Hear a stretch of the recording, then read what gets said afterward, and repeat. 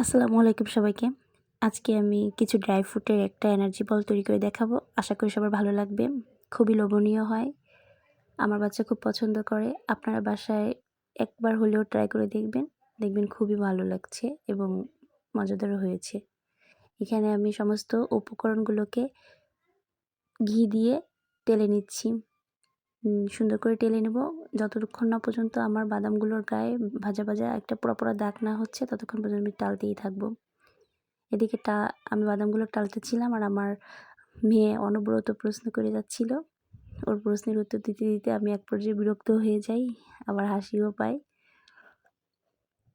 তো আমার প্রায় টালা শেষ। এখন আমি মিক্সার পাত্রে আমি সব বাদামগুলো দিয়ে দিচ্ছি।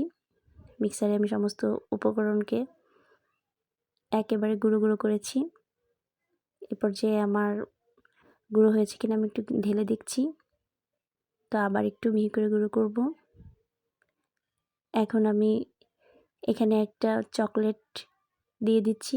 এটা অপশনাল, আপনারা না দিলেও হবে।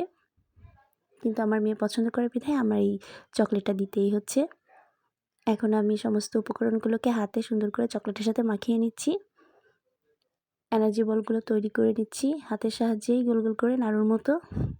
দেখতে খুবই সুন্দর হয়েছে, খেতেও মজা। তার রিভিউ আমার মেয়ে দিচ্ছে।